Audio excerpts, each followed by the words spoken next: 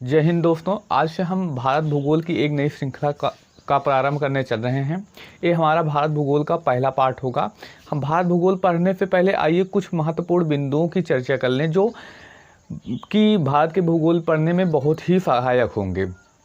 या आज हम इस वीडियो में बात करेंगे विश्व में भारत की स्थिति के बारे में, यानी विश्व में भारत किस स्थान पर कहाँ पर स्थित है, यानी मैप में हम देखेंगे भारत कहाँ पर स्थित है। आइए इसकी चर्चा करें। थोड़ा सा सबसे पहले हम भूगोल पढ़ना चल रहे हैं तो सबसे पहले दिशा का ज्ञान होना आवश्यक है। देखिए, जो मैप में ऊपर की ओर दिशा होती है उत्तर, इस तरफ दक्षिण, अगर इस तरफ हम खड़े हो जाएं दाहिने हाथ की तरफ जो दिशा होगी वो क्या होगी, पूर्व।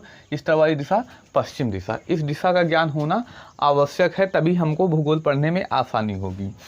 आइए चर्चा करते हैं। पहले भूगोल में कुछ रेखाओं के बारे में, काल्पनिक रेखाएं हैं उनकी चर्चा करें। देखिए, मान लीजिए पृथ्वी है, तो पृथ्वी के मध्य से यानी पूर्व से किस दिशा की ओर, पश्चिम दिशा की ओर कुछ काल्पनिक रेखाएं खींची गई हैं। अब पूर्व से पश्चिम जो काल्पनिक रेखाएं खींची गई हैं इनको अक्षांश रेखा कहते हैं। कौन सी रेखा? अक्षांश रेखा कहते हैं। तो पृथ्वी के ठीक मध्य में एक रेखा गुजरती है जिसको कहते हैं 0 डिग्री अक्षांश रेखा। इसी को कहते हैं विषुवत रेखा या इसी को कहते हैं भूमध्य रेखा। भूमध्य रेखा क्यों कहते हैं? क्योंकि यह पृथ्वी के मध्य से गुजरती है, यानी पृथ्वी के दो बराबर भागों में बांटती है। भू मतलब पृथ्वी, मध्य मतलब बीच, यानी पृथ्वी के बीच से गुजरने वाली रेखा को। अब देखिए, पृथ्वी से बीच से गुजर गई, इस तरफ कौन सी दिशा पाई जाती है? उत्तर। तो इस कारण इसको नाम दे दिया गया उत्तरी गोलार्ध। नीचे कौन सी दिशा पाई जाती है? दक्षिण। तो इसको नाम दे दिया गया दक्षिणी गोलार्ध। तो भारत किस में स्थित है? उत्तरी गोलार्ध में। और कुछ अक्षांश रेखाओं से महत्वपूर्ण बिंदु उनकी भी चर्चा कर लें। देखिए, यहाँ पर मध्य में क्या है? 0 डिग्री। ऊपर से ऐसे 1 2 3 4 6 10 करके ऐसे करके 90 तक अक्षांश रेखाएं खींची गई हैं। और ये जो 90 है ये क्या होता है? एकदम बिंदु के बराबर हो जाता है। उसी तरह नीचे भी हैं। तो यहाँ से पूछा जाने वाला प्रश्न बनता है, अक्षांश रेखाओं की संख्या संबंधी प्रश्न बनते हैं। आइए उनकी चर्चा करें। देखिए, अगर पूछ लिया जाए सबसे लंबी अक्षांश रेखा तो यही 0 डिग्री होती है। जैसे पृथ्वी मान लीजिए गोला है, गोले का व्यास सबसे बड़ा होता है, तो वही गोले का व्यास यानी कौन सी? विषुवत रेखा। विषुवत रेखा क्या होती है? सबसे लंबी अक्षांश रेखा होती है। कितना होती है? तो 40,076 किलोमीटर। और इसकी संख्या की बात की जाए, देखिए 89 यानी 90 को छोड़ दें, 90 क्योंकि एक बिंदु पर अगर ठहर जाता है तो रेखा नहीं है। कितना होगा? 89 ऊपर और 89 नीचे। इसको 2 से इंटू करेंगे, कितना आ जाएगा? 178 यानी 178, और उसमें एक विषुवत रेखा जोड़ दिया जाएगा तो कितना हो गया? 179। कितना हो गया? 179। यानी इनकी संख्या कितनी होती है? 179। लेकिन पेपर में पूछा गया था प्रश्न, जब 90 डिग्री को भी शामिल कर लिया जाए तो इनकी संख्या कितनी हो जाती है? ऊपर एक 90 डिग्री है, एक नीचे 90 डिग्री, यानी 2 रेखाएं और जुड़ जाती हैं। कितना हो जाता है? तो 181। अब पेपर में आता है तो ऑप्शन में डिपेंड होना पड़ेगा कि इनकी संख्या कितनी दी गई है। ये दोनों एक साथ तो नहीं आते, इनमें से कोई एक होगा। तो जो ऑप्शन में होगा हमको ऊपर सही करना होगा। आइए इसके आगे चर्चा करते हैं कुछ महत्वपूर्ण अक्षांश रेखाओं के बारे में। हम चर्चा अगले बिंदु पर करते हैं। कौन सा? तो कुछ महत्वपूर्ण अक्षांश रेखाओं के बारे में। आइए चर्चा करते हैं महत्वपूर्ण अक्षांश रेखाओं के बारे में। कौन कौन सी रेखा हैं जो परीक्षाओं के दृष्टि से महत्वपूर्ण हैं, उनकी चर्चा करते हैं। देखिए, पृथ्वी के मध्य से गुजरती है 0 डिग्री अक्षांश रेखा, जिसे हम विषुवत रेखा या भूमध्य रेखा कहते हैं। प्रश्न यहाँ से पूछा जाता है, पृथ्वी को 2 बराबर भागों में बांटने वाली रेखा को क्या कहते हैं? तो 0 डिग्री अक्षांश रेखा या विषुवत रेखा या भूमध्य रेखा। ये तीनों कोई न कोई, इनमें तीनों में से कोई न कोई एक ऑप्शन में आता है। तीनों एक साथ कभी नहीं आते। आइए आगे चर्चा करें इसके। देखिए, ऊपर की ओर आए तो 23.5 डिग्री एक अक्षांश रेखा गुजरती है। किस तरफ? उत्तरी अक्षांश रेखा। इसी को कहते हैं, इसी को कर्क रेखा कहते हैं। कर्क रेखा उत्तर प्रदेश से हैं या भारत के भूगोल पढ़ रहे हैं तो भारत की परीक्षाओं के दृश्य के लिए बेहद ही इम्पॉर्टेंट है। कर्क रेखा क्या होती है, इससे जुड़े हुए टॉपिक हमने पहले ही कवर कर रखे हैं।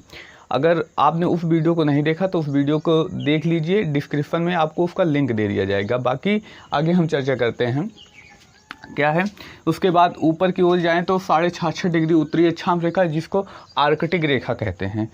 इसका नाम ही पूछा जाता है, बताइए आर्कटिक रेखा किसको कहते हैं? तो ध्यान दीजिएगा, आर्कटिक रेखा 66 डिग्री 66.5 डिग्री उत्तरी अक्षांश को आर्कटिक रेखा कहते हैं। आगे चर्चा करें, नीचे की तरफ आए तो ये इस कौन सी दिशा? तो दक्षिण पड़ता है, तो यहीं पर 23.5 डिग्री दक्षिणी अक्षांश इसको क्या कहा जाता है? तो मकर रेखा। और यहीं पर 66.5 डिग्री दक्षिणी अक्षांश इसको कहते हैं अंटार्कटिक रेखा।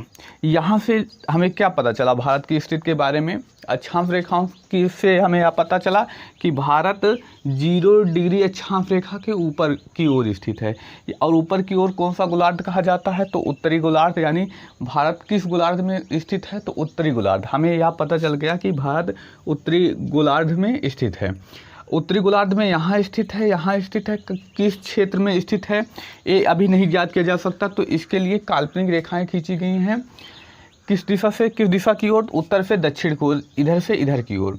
तो इससे भारत की स्थिति का और अच्छे से पता चलता है। तो इन रेखाओं को देशांतर रेखा कहते हैं। आइए चर्चा करते हैं देशांतर रेखाएं क्या होती हैं। देशांतर रेखाओं के बारे में चर्चा करते हैं। देखिए, देशांतर रेखाएं क्या होंगी? तो उत्तरी ध्रुव और दक्षिण ध्रुव को मिलाने वाली कुछ काल्पनिक रेखाएं खींची गई हैं। इन काल्पनिक रेखाओं को क्या कहा जाता है? तो देशांतर रेखा। और देशांतर रेखाओं की संख्या कितनी होती है? 360।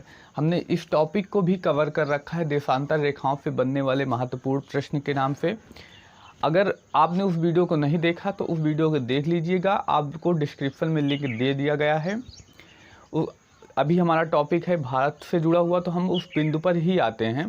देखिए, महत्वपूर्ण है क्योंकि देशांतर रेखाओं से बहुत सारे प्रश्न पूछे जाते हैं। इनके बीच की अधिकतम दूरी कहाँ पर होती है? विषुवत रेखा पर होती है, कितनी होती है? तो ये सब प्रश्न, और दो देशांतर रेखाओं के बीच की दूरी को क्या कहते हैं? ये सब सारे प्रश्न कवर किए गए हैं उसमें।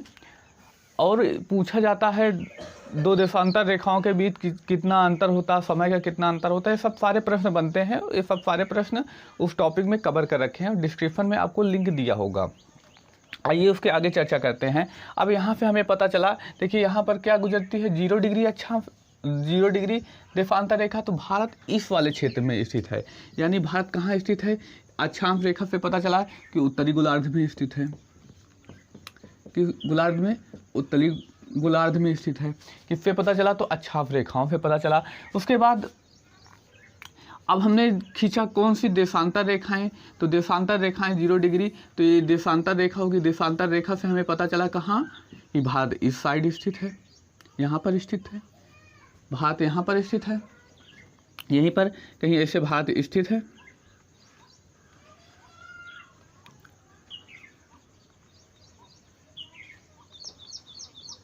भारत कहीं ऐसे स्थित है। तो भारत की स्थिति के बारे में पता चल गया, कहाँ स्थित है? देशांतर रेखाओं से पता चला कि ये किस दिशा में? तो पूर्व दिशा में देशांतर रेखाओं के। तो क्या हो जाएगा? भारत किस कहाँ स्थित है? तो उत्तरी गोलार्ध और पूर्वी देशांतर में। ये याद रखिएगा, ये महत्वपूर्ण प्रश्न है। भारत की स्थिति क्या है? तो भारत की स्थिति उत्तरी गोलार्ध और पूर्वी देशांतर में है। आइए और कुछ महत्वपूर्ण, अब कितने देशांतर से कितने देशांतर तक भारत स्थित है, कहाँ से कहाँ तक स्थित है, इस बिंदु पर भी चर्चा करते हैं। आइए चर्चा करें भारत कितने अक्षांश और कितने देशांतर पर स्थित है।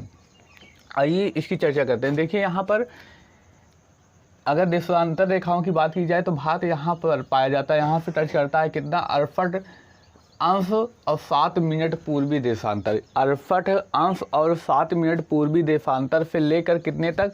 97 अंश 25 मिनट तक स्थित है। इसका विस्तार कहाँ है? देशांतरीय विस्तार, भारत का देशांतरीय विस्तार। तो 68 अंश 7 मिनट पूर्वी देशांतर से 97 अंश 25 मिनट पूर्वी देशांतर तक है। और वहीं अक्षांश रेखाओं की बात की जाए तो ध्यान दीजिएगा 37 अंश 6 मिनट उत्तरी अक्षांश या तो फिक्स है, परंतु भारत के अगर दक्षिणी साइड आए तो यहाँ पर देखिए, यहाँ पर द्वीपों का समूह पाया जाता है जिसको अंडमान निकोबार द्वीप समूह कहते हैं। ये भारत का सबसे दक्षिणतम बिंदु है। कितना पाया जाता है यहाँ पर देशांत अक्षांशीय विस्तार? तो 6 डिग्री यानी 6 अंश 4 मिनट उत्तरी अक्षांश में पाया जाता है। परंतु कभी कभी अक्सर करके यह ऑप्शन में नहीं होता।